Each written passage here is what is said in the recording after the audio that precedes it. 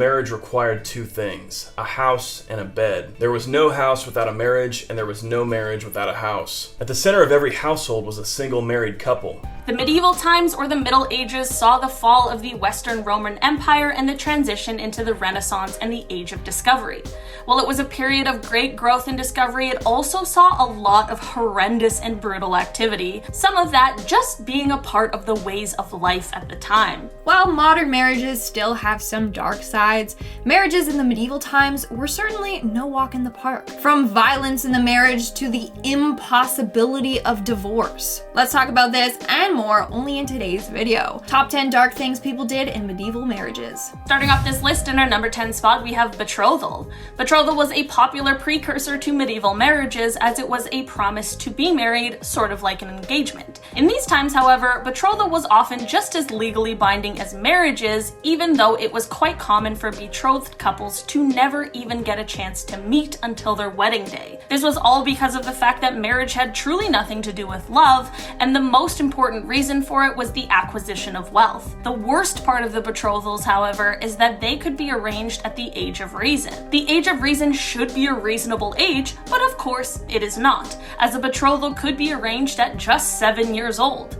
The redeeming part about this gross and weird rule is that the betrothal would not be legally binding until they became of age, but it's still pretty messed up when you really think about it. Coming in at number 9, we have the marital combat. In medieval Europe, if a husband and wife got into a dispute, they would settle it by fighting, one-on-one medieval combat style. They both had to wear a special attire while doing so. This was a tight-fitted bodysuit with a hood. The wife would also carry a cloth, and inside was a couple of stones that weighed 4 or 5 pounds. So whoever won the fight would win the argument, as long as the other person didn't end up dead. This was particularly popular in Germany, and they had more rules than other places. For example, the husband had to stand in a hole waist deep with a hand behind his back, while his wife ran around him with that sack filled with rocks.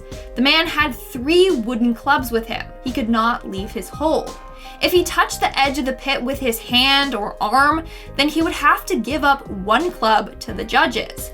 If the woman hit him with a rock while she was running around him, then she would have to give up 1 of her stones. I don't know how this solved anything, but they thought it was a good method back then. In our number 8 spot today, we have divorce. Divorce wasn't necessarily a popular thing in the medieval times, which seems weird considering how little choice most people had in their marriage partners.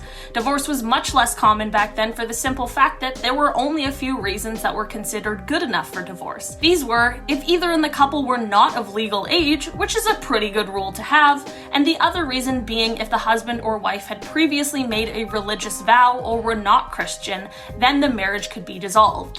While it's good that there were a couple reasons, these being the only reasons certainly didn't leave the people who were forced into these marriages with a lot of options. In our 7th spot, we have divorce by death. Now I know Olivia just finished talking about how hard it was for people to get divorced. And she's right, it was. But in some places, there is one way you could easily get a divorce. And that's if your spouse died. So let's say there's some dispute between the two.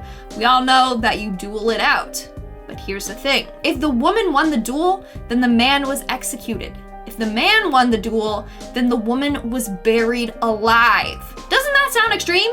So it's either you kill or be killed. No thanks. I'm glad that this is not a thing anymore. In our number 6 spot today, we have wards of the king. In the medieval times, since people were seen less as people and more as what they can provide, orphans who were wealthy, female heiresses, and wealthy widows all became wards of the king. That is dark in itself, but since marriage is all about money, the king used these people to his advantage. These women could be married off to the men of the court who wanted to increase their wealth and land, or a lord would also be able to sell her marriage to the highest bidder in order to make up for the loss of income she would have provided. If one of these women went and married someone on their own accord, she would then lose the money that was rightfully hers. How absolutely backwards is that? We're now at our 5th and halfway mark with the arranged marriages. Back in the day, women did not have a choice as to who they were going to marry. In fact, most of the time, they didn't even know the man before they got married to him. Men, on the other hand, were sometimes allowed to choose their bride, and the women had no say.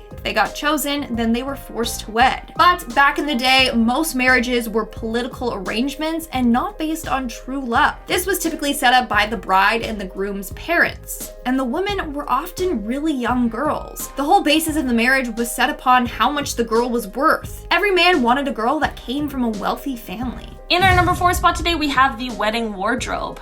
Of course, royals and high-class people in these times would spend a fortune on their wedding outfits, which is truly not unlike our world today. The garments would usually be embellished with jewels and they would have extravagant crowns, but this wasn't the case for everyone. People who were lower class in these times would often be unable to have any kind of wedding attire at all. It would be insanity to purchase a garment for one occasion, and instead they would have to choose from the best and cleanest garment they owned. Rather than crowns and tiaras, women would wear a veil, since it was common at the time for women to wear them in their everyday lives, so again it would be something they already owned. If a woman didn't have one, however, it was customary for them to wear a crown made of flowers over their loose hair. While this to them would be a symbol of their status in life, I think that they must have looked quite beautiful. In our 3rd spot, we have the marriage restrictions. So I know I talked about how a man could choose who he wanted to marry, but there were a couple of rules when it comes to that.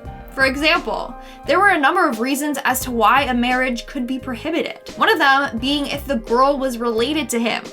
Thank the Lord for that one. The other one is if the boy or girl had taken a religious vow. Now here's where it gets wacky, okay? Rape, adultery, and incest were reasons a marriage could be prohibited, but they were not grounds for a divorce. That is severely messed up. Also, fun fact, you couldn't be married by someone who was a killer. Which, I mean, why would you want to anyways? In our number 2 spot today, we have purity. Of course, women have been subject to this weird standard of purity for hundreds and hundreds of years. It was so bad in the medieval times, however, that it was very common for women to have to take a type of purity test in order to assure her new husband. We won't get into the multitude of reasons why that is both horrible and extremely bizarre, as we would be here all day, but I will talk about the test they felt necessary to do. For royals, the wedding night was usually watched by observers, which is super weird, but in an even weirder turn of events, after the marriage was consummated, it was normal for the sheets to be checked after for blood. For people who were lower class, they usually didn't have observers, but there was apparently a rule for these couples that would allow the local ruler to have sex with the bride on her wedding night before the groom. But this is debated by some historians, and I just truly hope that it is untrue. And in our number 1 spot, we have domestic violence. Sadly, back in the day, domestic violence was typical in households. Even if a husband was abusive towards his wife, it was hard for her to leave him and get a divorce. In fact, if a woman defied her husband's authority, then he could punish her for it, and the wife would have to accept this punishment with no complaints. In fact, the system was so messed up back then that if a woman killed her husband, let's say he was getting violent and physical with her, and she defended herself, and he ended up passing away, well, she would be found guilty of treason and abrogation of authority. That is totally insane and highly messed up. Alright guys, that has been our list for today. Let us know what you think about these history videos in the comments below. Also, let us know which one of these facts creeped you out the most. Thank you so much for checking it out. Make sure to give this video a big thumbs up and subscribe to Most Amazing Top 10 for more amazing videos. I've been your host today, Olivia Kozlowski. I've been your host, Lindsay Ivan, and I'll see you when I see ya. Bye.